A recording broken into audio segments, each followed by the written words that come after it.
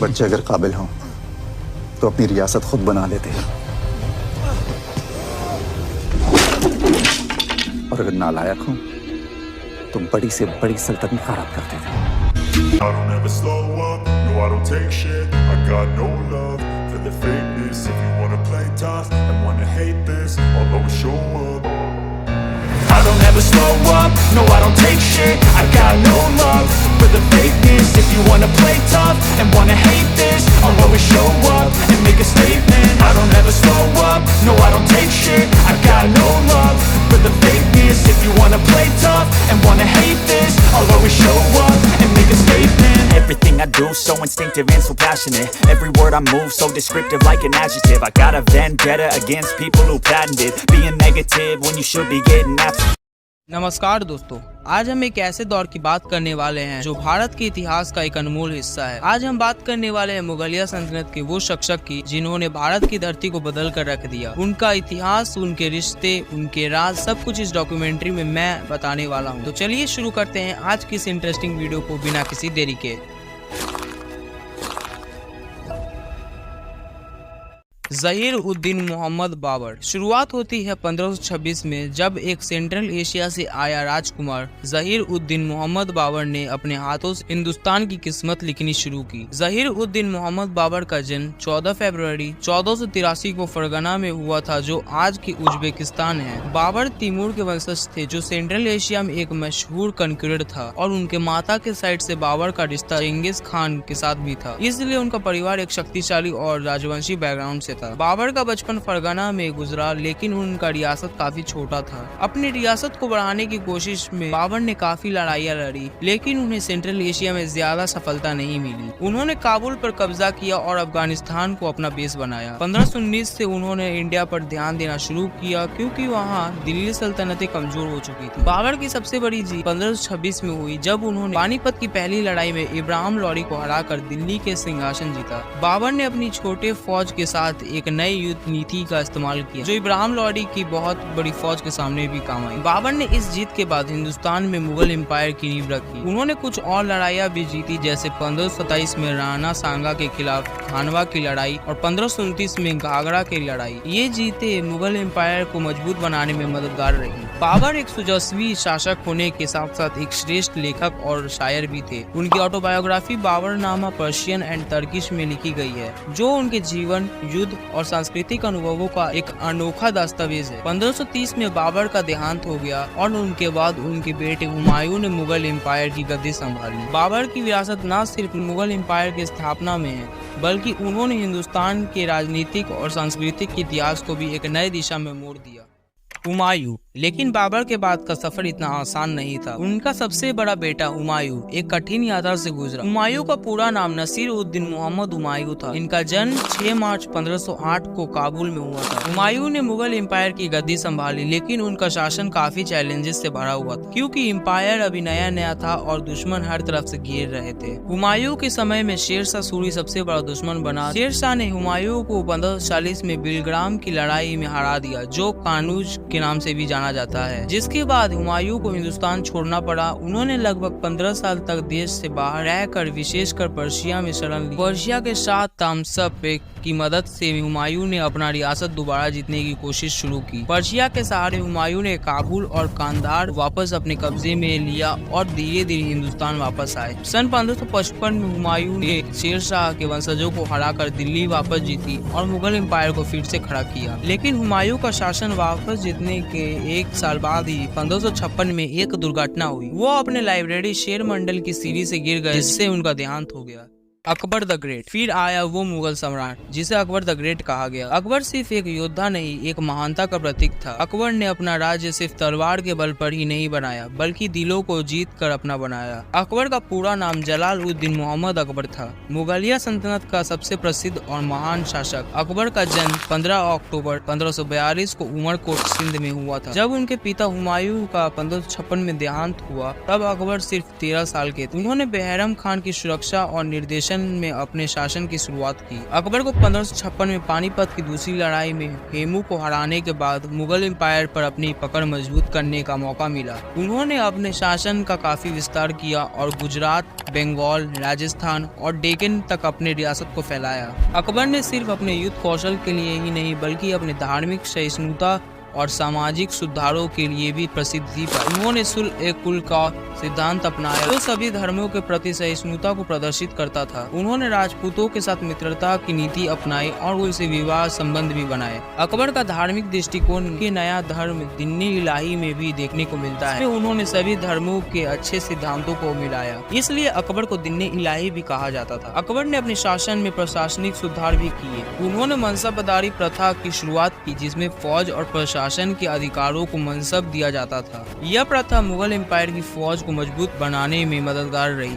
अकबर का दरबार भी प्रसिद्ध था, जहां उनके 9 रत्न जैसे बीरबल, तानसेन, तोदरमल हमेशा उनके साथ रहते थे। अकबर का शासन 49 सालों तक चला और 1605 में उनका देहांत हो गया। उनके बाद उनका बेटा जहांगीर मुगलिया सल्तनत का अगला शासक बना। अकबर को मुगल एम्पायर को एक मजबूत और एकत्रित देश बनाने के लिए याद किया जाता है। जहांगीर उर्फ सलीम। अकबर के बाद उसका बेटा जहांगीर ने गद्दी संभाली। जहांगीर, जिनका असल नाम नूरुद्दीन मोहम्मद सलीम था, मुगल एम्पायर के चौथे शासक थे। उनका जन्म 31 अगस्त 1569 को फतेहपुर सीकरी में अकबर के घर हुआ था। जहांगीर को सलीम नाम से भी जाना जाता है और उनका ये नाम फेमस सूफी संत शेख सलीम चिश्ती के नाम पर रखा गया था।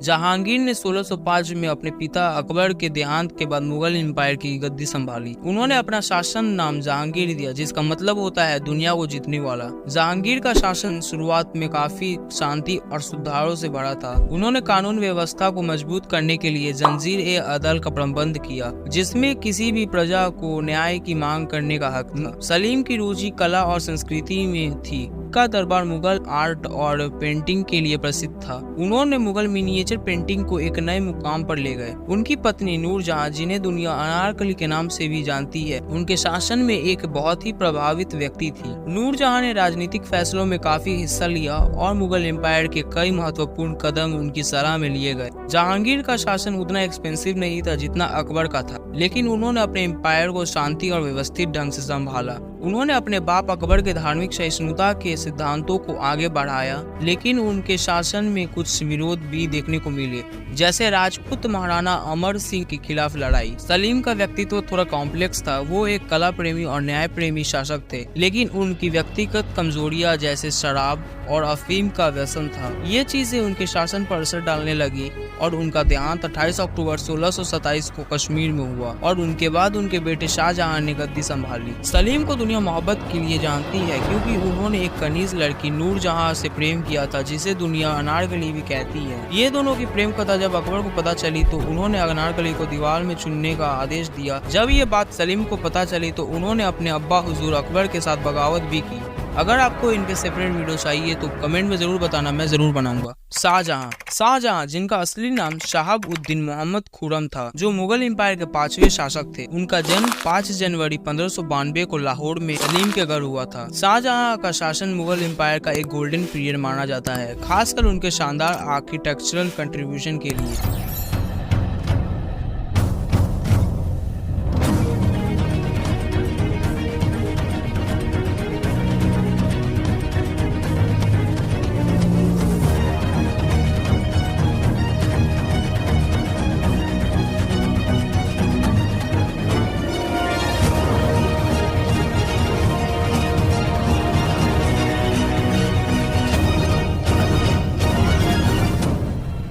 शाहजहां ने 1628 में अपने पिता जहांगीर के बाद मुगल एम्पायर की गद्दी संभाली। उनका शासन मुगल कलात्मक विरासत के लिए मशहूर था। ताजमहल, जो कि दुनिया के 7 अजूबों में से एक है, उन्होंने अपनी पत्नी मुमताज महल की याद में बनवाया था। ताजमहल मुगल आर्किटेक्चर की शान और शौकत का जीता जागता उदाहरण है। इसके अलावा उन्होंने दिल्ली में रेड फोर्ट और जमा मस्जिद जैसे कई मशहूर इमारतें बनवाई। शाहजहां के शासन में मुगलिया सल्तनत अपने सबसे शक्तिशाली और धनवान अवस्था में था, लेकिन उनका शासन सिर्फ कलात्मक उपलब्धियों के लिए ही नहीं बल्कि उनके राजनीतिक कदमों के लिए भी जाना जाता है। उन्होंने अपने शासन का काफी विस्तार किया और डेक्कन, बंगाल और सेंट्रल एशिया में कई जीतें हासिल की। शाहजहां की पत्नी मुमताज महल से उनका गहरा प्रेम था और मुमताज के गुजर जाने के बाद उन्होंने अपनी पत्नी के याद में ताजमहल बनवाया, जो उनके प्रेम का प्रतीक बन गया। शाहजहां का शासन वैभवशाली था, लेकिन के कुछ सालों में उनके बेटे खासकर औरंगजेब के साथ तनाव बना रहा। 1658 में शाहजहां को उनके बेटे औरंगजेब ने गद्दी से हटा दिया और आगरा के रेड फोर्ट में उन्हें कैद कर दिया। शाहजहां ने अपनी जिंदगी के आखिरी साल वहां गुजारे और 1666 में उनका देहांत हो गया। उन्हें ताजमहल के अंदर उनकी पत्नी मुमताज महल के पास दफन किया गया। शाहजहां का नाम मुगल आर्किटेक्चर के सुनहरे युग के रूप में हमेशा याद किया जाता है और उनके समय की इमारतें आज भी उनके शानदार शासन की गवाही देती हैं। औरंगजेब, जिनका पूरा नाम अबुल मुजफ्फर मुईउद्दीन मोहम्मद औरंगजेब आलमगीर था, मुगल एम्पायर के 6वें पीढ़ी और अंतिम प्रभावशाली शासक थे।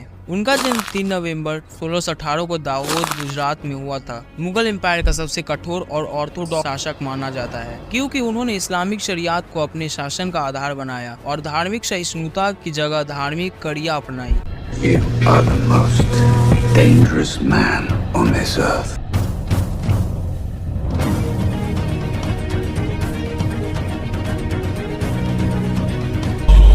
सारे भगवे परचम अब इस किले के हर दुष्ट पर सिर्फ मुगलिया सल्तनत के परचम लहराएंगे।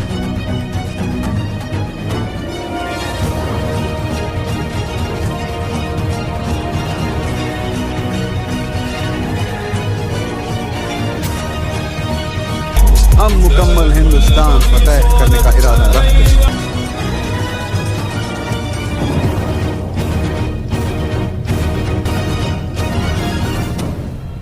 औरंगजेब ने 1658 में अपने पिता शाहजहां को गद्दी से हटाकर मुगलिया सल्तनत के शासक बनने के लिए अपने ही भाइयों से लड़ाई लड़ी। उन्होंने अपने भाई दारा शिकोह को हरा कर खुद गद्दी पर बिठाया और अपने शासन का नाम आलमगीर रखा। उनका शासन 49 सालों तक चला, 1658 से लेकर 1707 तक, और मुगल एम्पायर के सबसे लंबे समय तक चलने वाले शासकों में से एक था। लेकिन उनका शासन मुगल एम्पायर के विस्तार के साथ साथ उनकी कमजोरी भी बन गई थी। औरंगजेब ने भारत के एक बड़े हिस्सा पर अपना कब्जा किया, खासकर डेक्कन और साउथ इंडिया में, लेकिन उनका शासन बहुत ही कड़ी और अनुपालन निर्णायक था, जिसने राजपूतों, मराठों, सिखों और दूसरे प्रजनों के बीच असंतोष पैदा किया। औरंगजेब ने अपने धार्मिक नीति के तहत नॉन मुस्लिम्स पर जिया।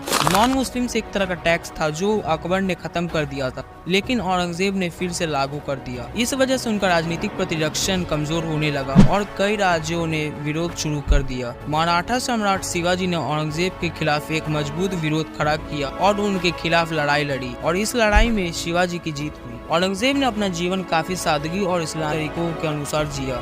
अपने आखिरी दिनों में उन्होंने एम्पायर के कमजोर होते प्रभाव को देखते हुए अफसोस भी जताया। 3 मार्च 1707 को उनका देहांत महाराष्ट्र के अहमदनगर के पास हुआ और उन्हें खुलदाबाद में दफनाया गया। औरंगजेब के शासन के बाद मुगल एम्पायर का पतन शुरू हो गया, क्योंकि उनके कड़ी शासन और लगातार युद्ध से सल्तनत बहुत कमजोर हो चुका था। उन्हें एक क्रूर शासक के रूप में भी याद किया जाता है, जिन्होंने मुगल एम्पायर के सबसे बड़े विस्तार को देखा, लेकिन उनकी नीतियां उसके पतन का ही कारण बन गई। उनके बाद तो मुगलिया सल्तनत के कई राजाओं ने सिर्फ कुछ सालों के लिए ही राज्य किया, जैसे बहादुर शाह 1707 से 1712, जहांगीर शाह 1712 से लेकर 1713, फारूक शियार 1713 से लेकर 1719, रफी उद दर्जात 1719, शाहजहां II 1719, मोहम्मद शाह 1719 से 1748, अहमद शाह बहादुर 1748 से 1754, आलमगीर II 1754 से 1759, शाहजहां III 1759 से 1760, शाह आलम II 1760 से 1806, अकबर शाह II 1806 से 1837। इन सब के बाद आते हैं मुगलिया सल्तनत के लास्ट मुगल बादशाह बहादुर शाह जफर। मुगल वंश का अंतिम सम्राट था बहादुर शाह जफर। बहादुर शाह जफर का पूरा नाम अब्बू जफर सिराजुद्दीन मोहम्मद बहादुर शाह जफर था। और वो मुगल एम्पायर के 21वें और आखिरी एम्परर। उनका जन्म 24 अक्टूबर 1775 को दिल्ली में हुआ था और उन्होंने अपने पिता अकबर II के बाद गद्दी संभाली थी। बहादुर शाह जफर एक कमजोर राजा था क्योंकि उनके राज्य के दौरान मुगल एम्पायर का कंट्रोल सिर्फ दिल्ली और उसके आसपास के इलाकों तक ही सीमित रह गया था, बाकी पूरे देश पे ब्रिटिश का राज था। 1857 के फर्स्ट वॉर ऑफ इंडिपेंडेंस के दौरान बहादुर शाह जफर को भारत के लोगों ने ब्रिटिश के खिलाफ एक प्रतिभाव रूप में देखा। हालांकि उनका पॉलिटिकल कंट्रोल नहीं के बराबर था, लेकिन उन्हें सिंबॉलिकली लीडर बनाया गया। लोग उनके आसपास इकट्ठा हुए और ब्रिटिश के खिलाफ जंग का आगाज किया। जब 1857 का संघर्ष फेल हो गया तो ब्रिटिश ने उन्हें गिरफ्तार कर लिया और उनका ट्रायल चलाया। ट्रायल के बाद उन्हें रंगून म्यांमार भेज दिया गया, जहां उन्होंने अपनी जिंदगी के आखिरी साल एक्साइल में गुजारे। एक्साइल का मतलब होता है वनवास। बहादुर शाह जफर एक अकॉम्प्लिश्ड पोएट भी थे और उनकी शायरी में दर्द और वतन की जुदाई का जिक्र होता था। उनका मशहूर शेर था, लगता नहीं है जी मेरे उजरे दयार में,